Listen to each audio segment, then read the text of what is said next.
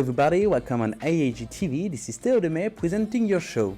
In today's program we have of course the report of our journalist. In there you will discover the American Foundation of Paris throughout an American student. You will see the many possibilities offered by this institution. In the second part of the show, there will be Karim's column. If you are an American student, if you live in Paris and you don't know what to do in your free time, there are a lot of ways to be tricked by some overcrowded tourists if you are in the wrong place in the wrong time. You will see what to avoid. Let's begin now with the report of our journalist. With around 100,000 Americans in Paris, the United States have made available many facilities for their expatriates. It's the case of the American Foundation of Paris. We follow the student living there in her daily activities. We wanted to show you the many possibilities for an American student in Paris. The American Foundation, the American headquarters. Located just next to the tram station Cité Universitaire, this building welcomes around 6,000 of students whose Emily Winchester, this 19-year-old woman, is in her sophomore year study in the field of justice.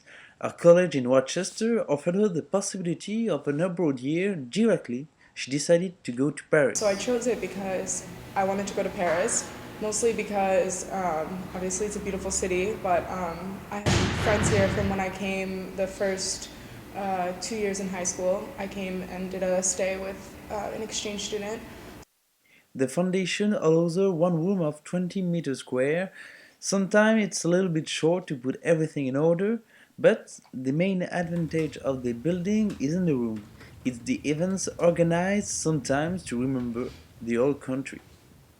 All their houses will have parties, or they'll have things like I saw something for you can learn to have dancing lessons at the Tunisian house or something like that.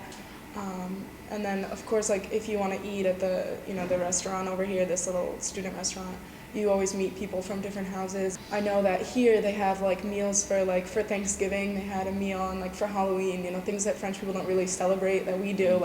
They had stuff going on here. For Christmas you could come and eat dinner together with the people here. So if you don't really speak a lot of French, it's good to come here because you can speak to anyone in English and they'll usually understand you. Living there is a lot different than on a campus. Emily sometimes regrets that. Here it's just kind of like a place where you live, I'm not really here often. I'm only in my room. I use the kitchen. I don't speak to a lot of people who are here unless they're Americans that are in my group that I already know. It's hard to describe exactly why. It's less homey, It's more like a student center. In Paris for the rest of the year, Emily enjoyed every last drop of a journey she will never forget. It's now time for Karim's column. Hi Karim. Hi Theo. How are you? Fine, and you?